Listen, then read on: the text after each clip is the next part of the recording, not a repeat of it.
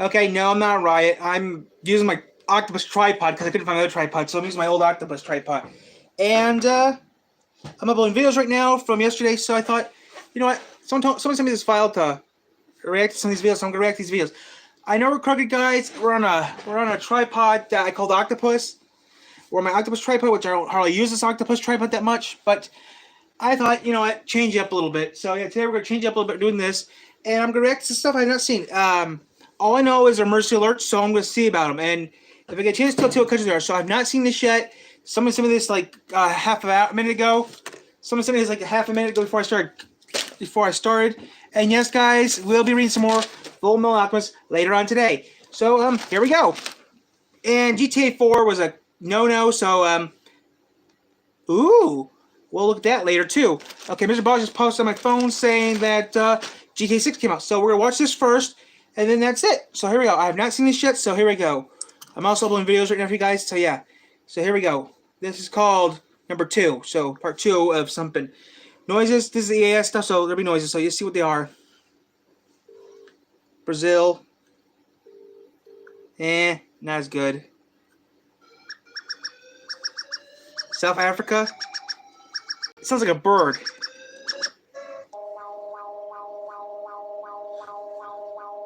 Sounds like Mexico. Ukraine. That's Ukraine. Egypt. That sounds like crap.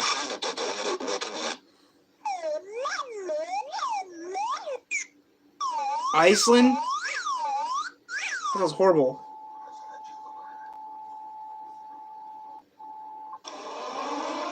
France.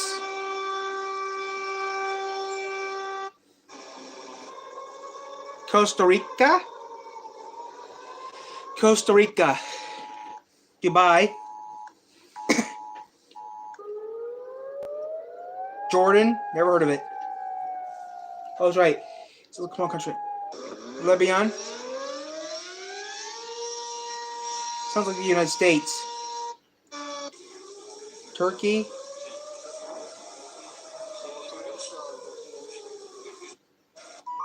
Canada. Old Canada.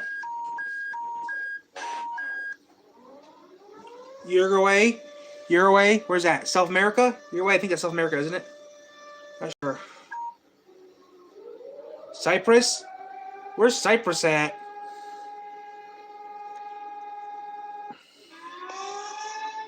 Romania. If you guys know where some of these countries are, please put the latitude and longitude in for me, please. Thank you. Malaysia. If you know where it is, put the latitude and longitude in for me, please, so I can find it. Switzerland.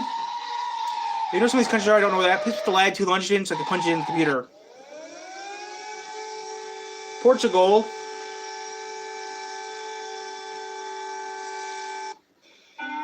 Japan. Chicago. I live outside Chicago, so I know. It's like I live outside Chicago, so I know what that sounds like. I know it sounds like you live outside Chicago. Yeah, you live in Michigan. Well, it's close enough to Chicago to know what it sounds like. Okay, like I said, guys, I live here in Michigan, so yeah. If you know some of these countries that I don't know there are, please put in the latitude and longitude if you know where they're at. Please put the latitude and longitude of the country in there so I can punch it up on the computer so I can find it.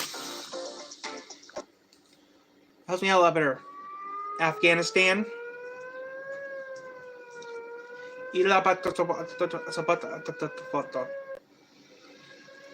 Argentina. Emergencia nacional. Esto no es un simulacro. Armenia. Where's that at? I mean, I heard the country, but where's it at? Azerbaijani. Azerbaijana. Like I said, if you guys know where they are, please put the latitude and longitude in, because I'm not going to be able to find out until I get those codes in.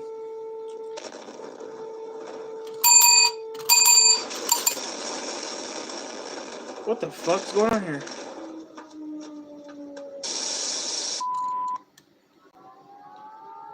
Burnham. Bahrain. Bangladesh. Supposed to want Belgium. Who's messing with the theremin? Bolivia. Bosnia. Bosnia. No clue where it's at. Iceland. Wake up. Wake up. Sounds like a computer. Sounds like an old computer. This is my old modem. Sounds like an old computer. Sounds like a burglar alarm. Indonesia. Iraq.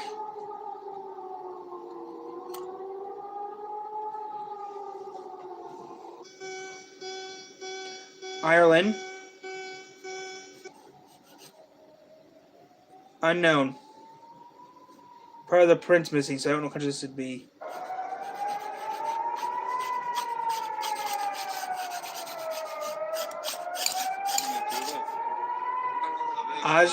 Something real. I don't know what that would be. Something real. Italy. Japan.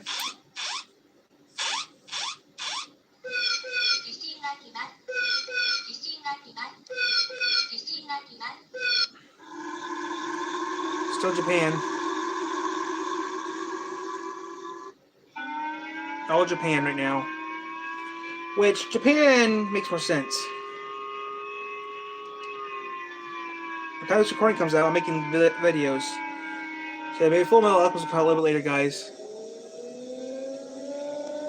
Still more Japan.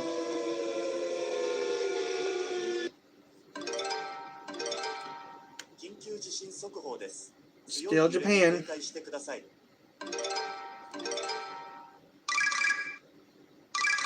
Still Japan. 65% still.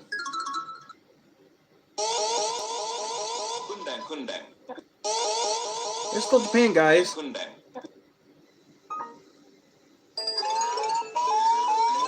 Damn, Japan, you got lots. Still Japan. Malaysia. Malaysia. Purge, anyone?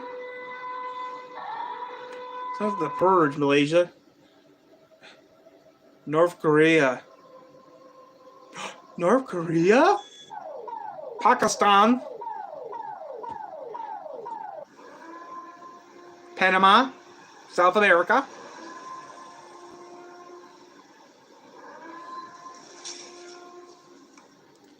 Yeah, we're gonna look that up in a minute. I'm gonna look that up right in a minute. Philippines. I'll do it right now. I'm gonna move you guys over here.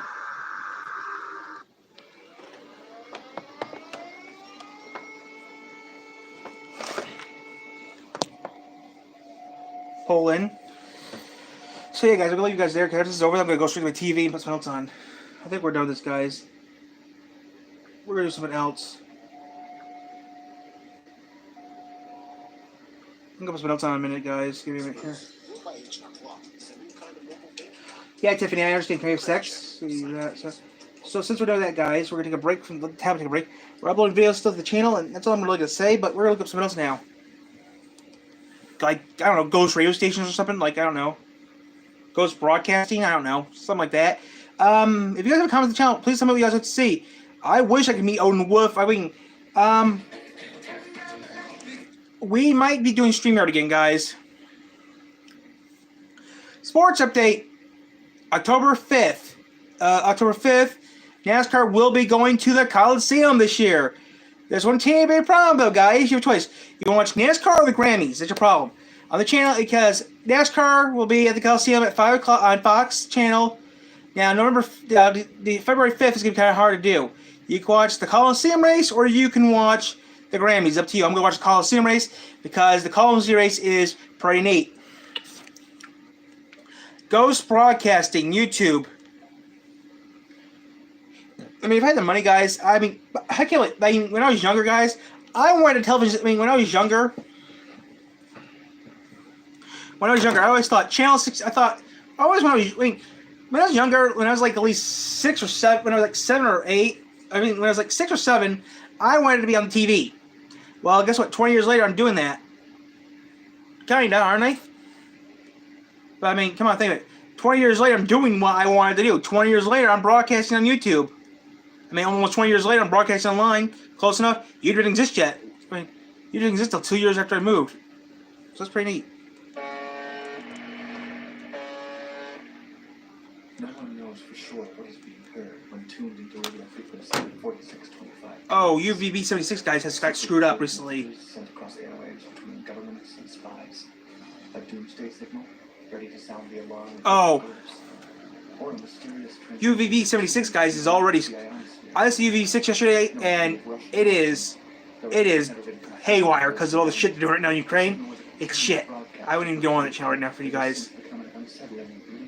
I went on to it for a few minutes, and it was bad enough, so I got turned it off. The source of the broadcast was entirely unknown, until suddenly and unexpectedly, the first spoken words on the station identified it as UVB-76, broadcast from a military bunker in Povorova, a small town 19 miles outside of Moscow. This interruption was soon followed by new strange and unsettling additions, rustling of someone moving around nearby, a harsh voice reading a series of names and numbers, and faintly sinister music playing in the background. Yep, that has actually been happening a lot lately today. Actually, if you guys are going UVB76, you'll see that. Because UVB76, I was on there last night, someone else was on it. That thing is crazy. UVB76 right now is going crazy right now. I'm not going on there anymore. I went on it one time and found out that... The station was first documented and recorded in 1982, but is thought to have been in operation as early as 1976. The looping sounds broadcast over the frequency were originally a pair of pips in quick succession. However, in 1990, the sound changed to a buzzing tone, leading to the station's popular nickname, the buzzer. The tone sounded approximately 25 instances per minute, and with few notable exceptions, continued 24 hours a day without interruptions since the station was first detected.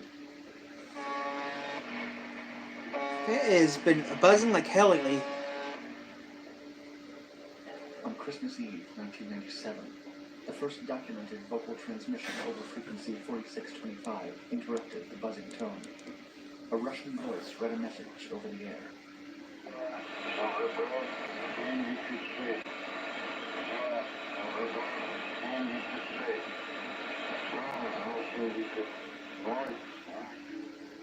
The station returned to broadcasting the buzzes, but it had also given itself the name, UVB-76. Though the frequency of the tone was changed, sped up, or slowed down over the years, vocal transmission and abnormalities of any other sort were rare on UVB-76 following the first message in 1997. Another clue to the transmitter's setup came on November 3rd, 2001, when the station picked up what seemed to be a snippet of conversation between two people in Russian. This translated to, quote, "I am 143, not receiving the generator." Quote, "That stuff comes from the hardware room." This overheard dialogue seemingly confirmed one of two popular theories, that the buzzing tones were not internal and pre-recorded, but an amplified sound, captured by an always live microphone placed nearby. That, or another microphone in the area had accidentally been left on. A handful of shortwave radio enthusiasts have continued to tune into the station, eager to claw away at the mysteries behind the looping tones. On June 5th, 2010, the station went silent, a break in the station's pattern. The buzzing ceased, without explanation. After approximately 24 hours of radio silence, the buzzes resumed as normal. That same month, Estonian engineer and shortwave user Andris Aslay created an internet station to broadcast the UVB-76 signal. This online stream brought in listeners from around the world, new ears that arrived through transformative time in the station's history. On August 25th, the buzzing ceased again, followed by the overheard sounds of knocking, shuffling, and footsteps. Aberrations continued into early September, as listeners noticed the buzzes being interrupted with recorded snippets of music, specifically Dance of the Little Swans, from Russian composer Tchaikovsky's Swan Lake.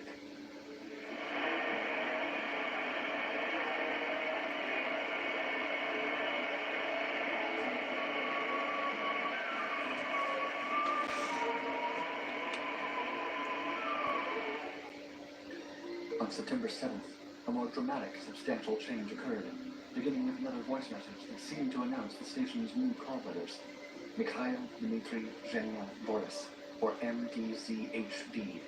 followed by another long series of numbers and letters, a send-off message to the former callers, UVB-76.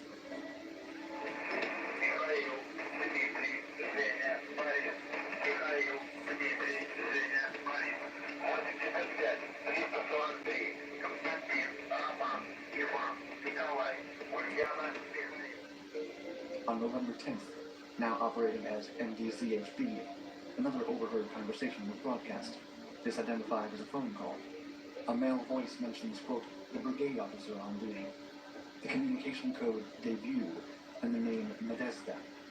A female voice replies, officer on duty of communication node debut, Senior Ensign Usvinskaya, got the control call from Nadezhda, okay. The conversation was longer than any other recorded on the station to that point, and its purpose, and the station's purpose, remained obscure. Though many have mulled over the meaning behind the mysterious ghost station, one of the leading theories was that it was some kind of number station, transmitting messages in secret. Thought to have existed since the end of the First World War, number stations were public radio broadcasts used to encrypt and send messages between government intelligence agencies and their spies. The system, pioneered by the Soviets and quickly adopted by other world powers, involved generating encoded messages, typically sent in a series of 5 numbers or letters obscured at any meaning. The message could then be decoded using a one-time key shared only with the intended recipient. Because these number stations were broadcast publicly, it was nearly impossible for rival governments to track or identify the recipients, because they could be one of any number of listeners on their frequency and listening in from anywhere.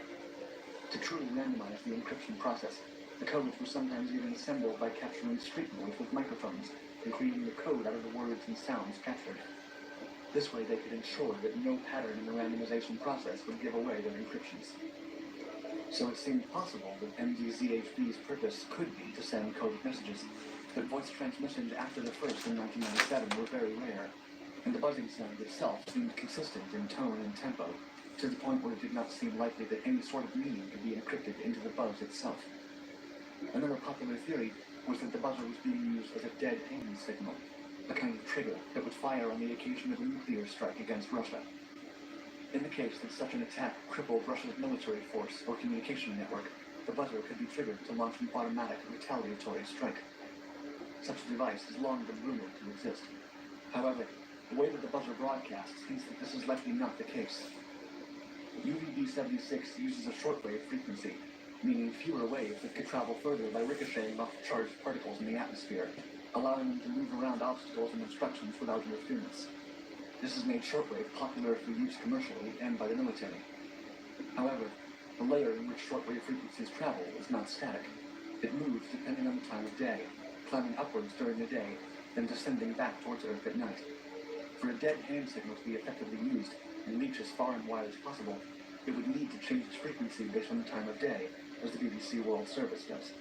The buzzer does not. Another theory, originating from the Borak Geophysical Observatory, was that the station had a scientific purpose, the frequency being used to measure changes in the ionosphere. However, at 4,625 kilohertz, the signal would have been subjected to all kinds of interference, leaving it virtually useless in terms of measurement. It is also not known what interest the Russian military would have had in this science.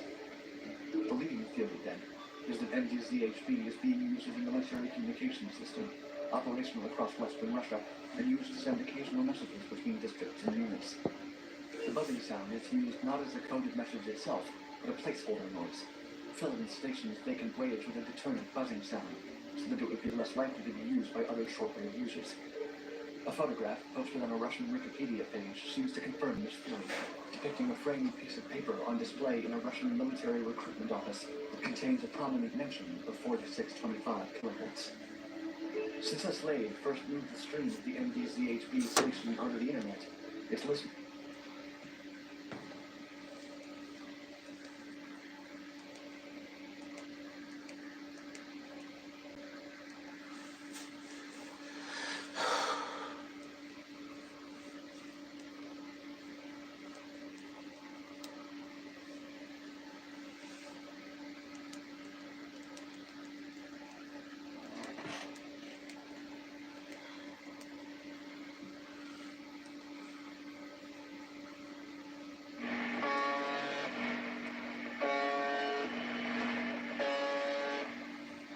No one knows for sure what is being heard when tuned into radio frequency 4625 kilohertz. Secret coded messages sent across airwaves between governments and spies. A doomsday signal ready to sound the alarm of the apocalypse. Or a mysterious transmission tuned to interact with the ionosphere, known to be of Russian origin, though this has never been.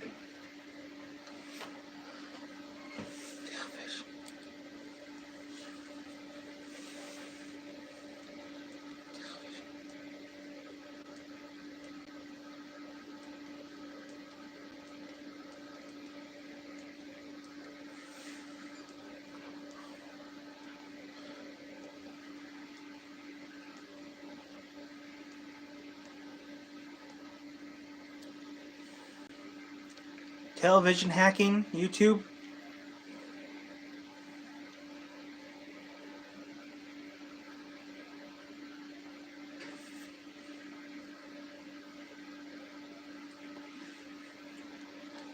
Television hacking, YouTube.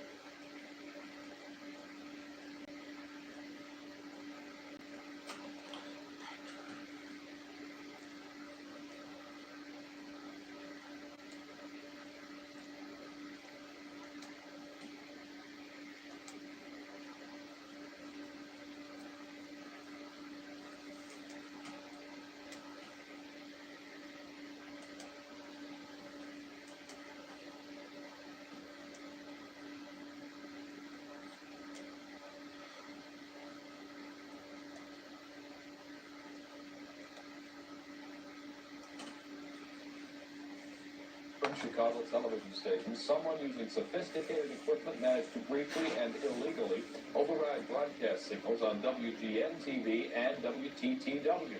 Jack Connolly reports now that both incidents are under investigation.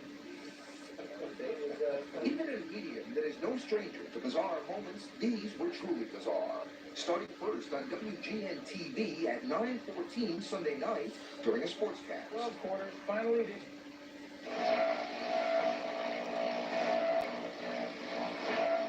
takes some pretty sophisticated marketing equipment operating in the broadcast auxiliary frequency bands and a significant amount of power.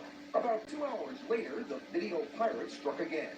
This time, the target was a science fiction broadcast on PBS affiliate WTTW. And this time, it wasn't 25 seconds long. It ran for almost a minute and a half.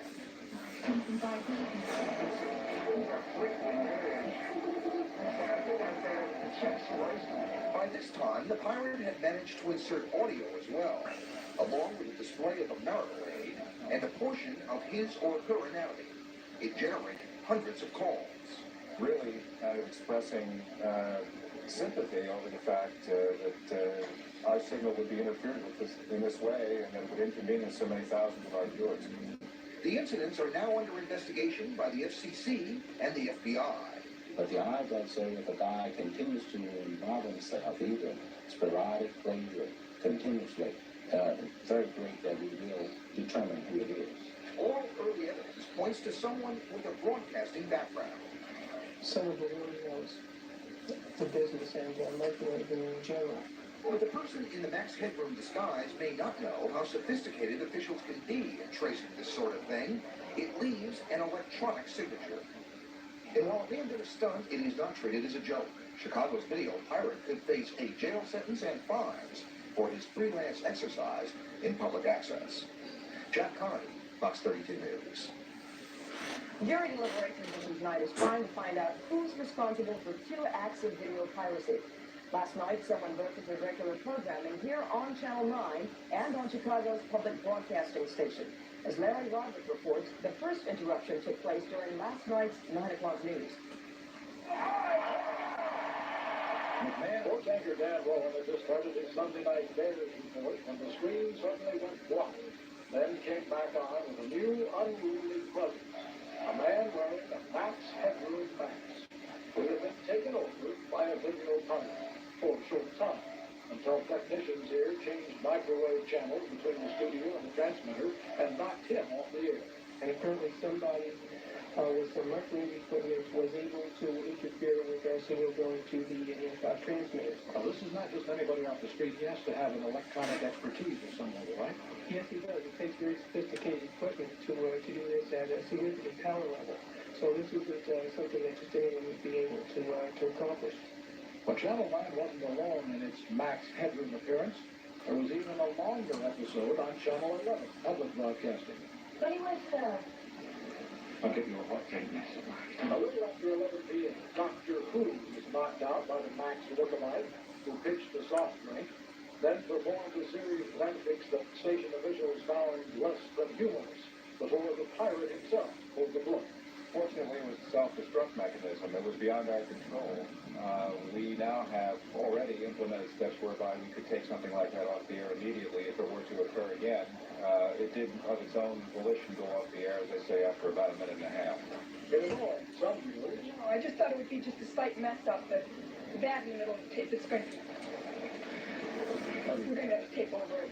Angry Dodgers. If someone wants to get attention, what do? They go break into a television broadcast.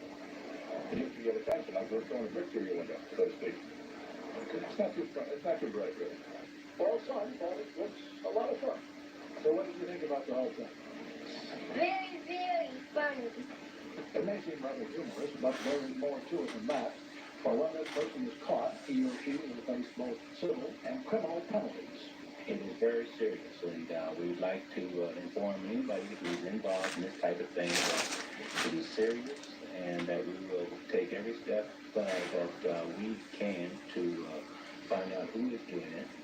And once we have determined that, we will make sure that the full extent of the law is carried out. Meanwhile, Channel 9 engineers say they have taken steps to prevent further appearances of the Max. This is Larry Waters, WGN News.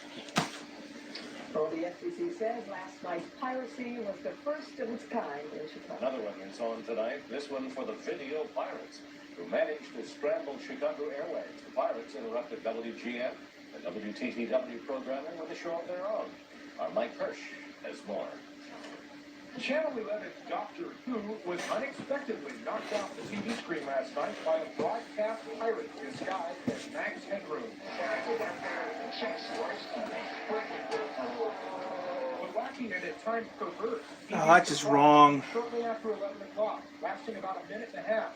The same thing happened at WGN's 5 o'clock news broadcast. I'll do it in a little bit. Yeah, I'll be reading Daily Articles a little bit. Perhaps they can find a way to do that. And I guess likewise, if someone wants to interfere with your signal, they can find a way to do that.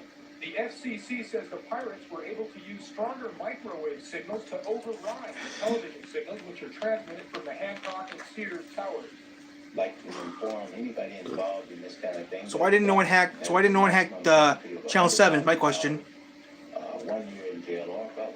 The broadcast pirate who broke into HBO programming about a year and a half ago and threatened HBO with this message was caught by the FCC and fined $5,000 and was put on 1 year probation. The FCC says the wise guys who pulled off this latest stunt are in very big trouble. Mike Hirsch, the 10 o'clock news. The FCC says or warns that should the pirate... Video pirate who raided 2 television broadcasts last night first hit WGN. Its signal was jammed during the news in the middle of the Bears highlights. The pirate I hate the Bears. the Max Headroom character. It wasn't me. I hate the Bears, It though. takes some pretty significant equipment, technical equipment, and some knowledge of broadcast frequencies or microwave frequencies, and a lot of power. Less than 2 hours later, Channel 11's broadcast of Doctor Who was disrupted. A 90-second interruption ended with his bare bottom being spanked with a fly swatter. But his punishment will be far worse if he is caught. The maximum penalty He's is dead. 1 year in jail Only 2 people are still living. and a fine. It says $100. I think it was a higher fine.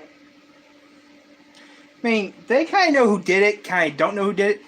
The thing is, the person that did it is dead. Only 2 people are still living, and they actually live here. Actually, I'm not supposed to be talking about this, but I actually do know a little bit about this. I do know that the people are still... I know that 2 or 3 people are still living, and a couple of them actually live in this area. That's all I'm going to say. I do know that there's a couple people in this area say they know someone.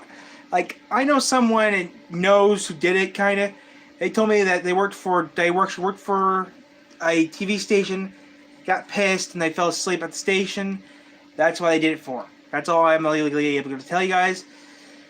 But yeah, it's possible to tell you who did it, but I cannot tell you who did it because I'm not gonna do it because it's just not worth it. The person that did it is the person who did it. It happened over 30 years ago, and I talked to a friend of mine who's a lawyer. They say anything that happened over 30 years ago. The only thing, me and this friend of mine who's a lawyer told me, the only thing that could get you back in jail that you've done tons of years would be escaping out. And we start joking around. He said, the only way you get charged with anything is escaping Alcatraz. That's what he told me. I thought, so if I was like England Brothers, I'd still have to go to jail. Yeah, pretty much. I said, okay. Besides that, nope. Okay. If I lived back in the old days, if I lived during the time that Alcatraz happened, I give a letter to San Francisco. I give a letter to the local police.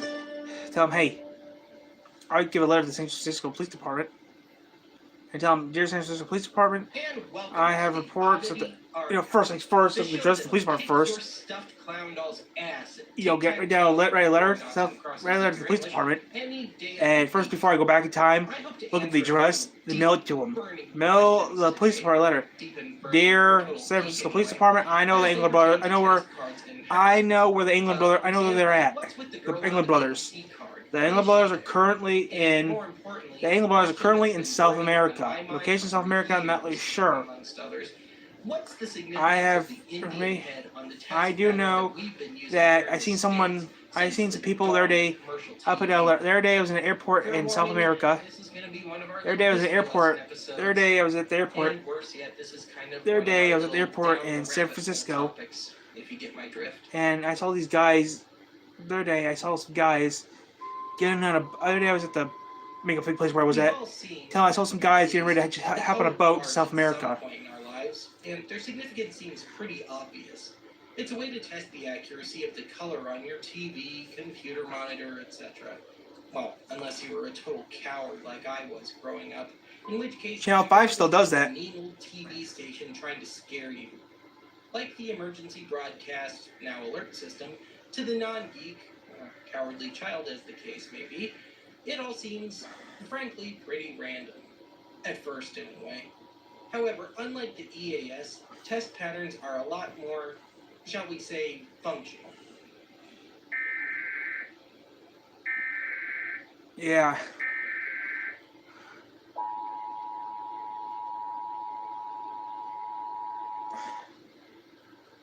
The National Weather Service in Denver has issued a devastating flood warning for the following counties: Adams, Arapahoe, Aripa, Alt, Baca, and Boulder. Wait, your color is completely off.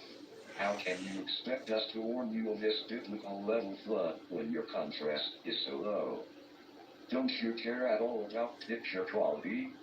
I swear, some people should never be allowed to own televisions. What a maroon.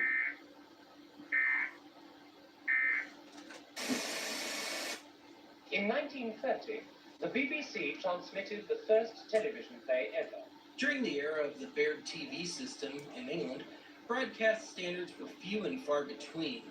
Pretty much the only broadcast standard at the time was the 3:7 aspect ratio.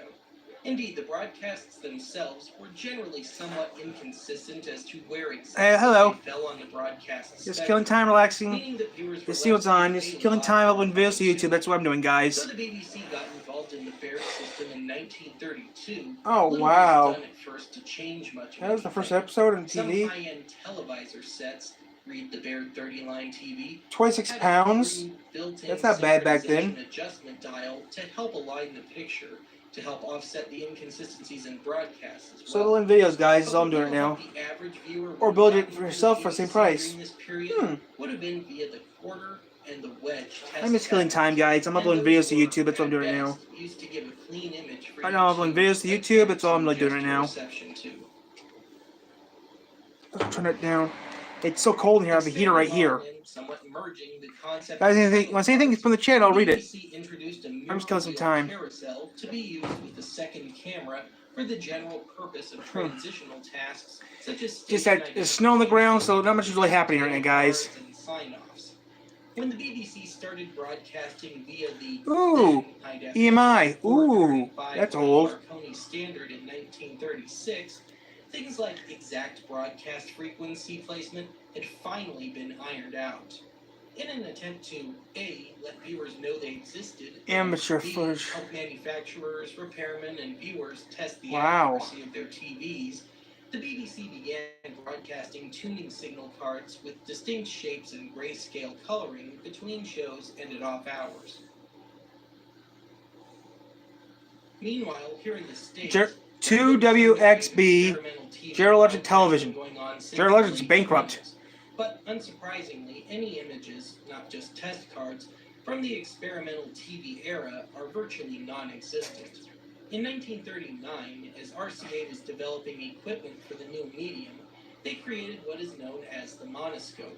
The monoscope is a small cathode ray tube, like that of a standard TV tube, with a single image either etched onto, or more commonly, an actual card inserted into the, if you will, bulb area. I need to look that up later. These tubes would be plugged into a dedicated monoscope camera and broadcast, usually in conjunction with a plain 350 to 1000 hertz tone.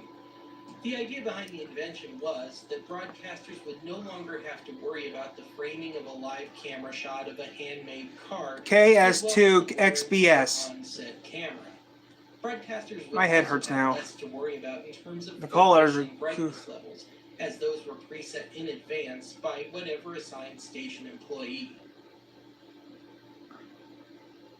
We all want to meet the love of our life, but the world is just not that simple anymore. Everyone would be cool and chill, just like me. I've had the quick knowledge to actually run a little TV station here. If I can get a power permit to run a little power station, I would. The monoscope image was similar to that of the BBC tuning signal card.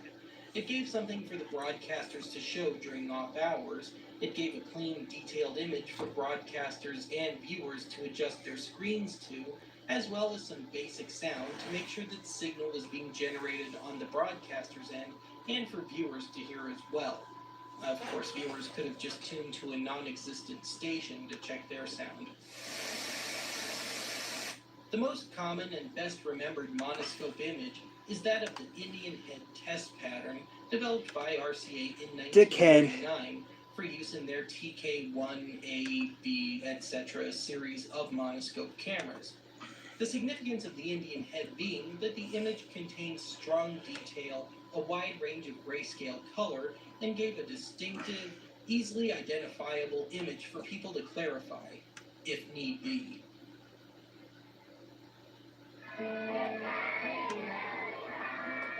As TV became more prominent, the monoscope was rejected in favor of 35mm slides and the like. With this development, as far as the test patterns were concerned, many stations used what was more or less known as the circular target image, which again allowed people to gauge the color, brightness, and calibration of their TVs. As stations went over to color broadcasting, some revised their patterns accordingly, while others continued using the old black and white patterns. Either way, some stations aired these stills while at off times, at least into the late 80s, and by that point much more stable technology in TVs was being used, rendering the target pattern something of an exercise in nostalgia for those that kept using them. Back in England, between the 1940s and 60s, the BBC used a long succession of test cards, each delivering a more heavily detailed image than the last. Indeed, many other countries aped the BBC's 1960s designs, lasting to this day. But I digress. In 1967, the BBC delivered what would become its defining test card image. George Hersey was a broadcast engineer for the BBC who was charged with the task of creating a test card to test all colors, artificial and natural, for the BBC's transition to primarily color broadcasting. The idea to cast his own daughter, Carol, in the pic was born out of two very practical facts. First, the low cost, and second, the fact that children's hair and clothing styles change a lot less often than their adult counterparts, meaning that the image could be used for a much longer time with less danger of it looking dated. Just about everything within the picture of Carol holds significance. The clothing for reds, the toy clown for greens, and the blue background read the three most basic colors. Oh yeah, and of course, Carol herself for flesh tones. The slide itself was a 35mm dual-layer slide, one layer for monochrome and one for color, in a glass frame. The X on the blackboard is the, assuming your TV is properly calibrated, dead center of the image. Test Card F and its subsequent variations, featuring Carol that is, remained in some degree of semi-regular use until the BBC's completely HD channel was closed in March of 2013. And one would imagine it might still be used in case of technical difficulties or something. What, do you remember it at all? Do you remember doing it? I was sitting for the photograph. Carol herself holds the record for most broadcast screen time anywhere in the world, equivalent to about 8 years worth of screen time as of 2006. Carol herself has since become one of England's most highly regarded theatrical costume designers. Wow, she still does it to this day? Wow. Back here in the States, we began using our most ubiquitous broadcast image on a truly regular basis around 1978. However, the history goes all the way back to 1950 when a young RCA employee named David Holmes developed a generator that, well, made the color bars, as a means of giving something for everyone to refer to while developing the still experimental concept of color TV. These bars were officially adapted to the NTSC standard when it went into effect in 1954. This setup eventually came to be known as EIA 189A.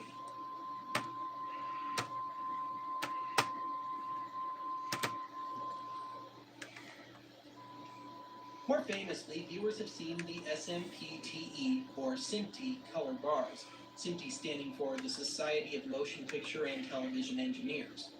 While I haven't found any definitive confirmation, I have good reason to believe that the SMPTE ECR1 system, if you will, was finalized by one Al Goldberg of CBS Labs in the mid-70s. The first official name of the SMPTE bars was ECR1 1978, presumably for the year it was finalized. And as I implied, there have been a couple of nominal updates since then, most notably in the transition to high definition.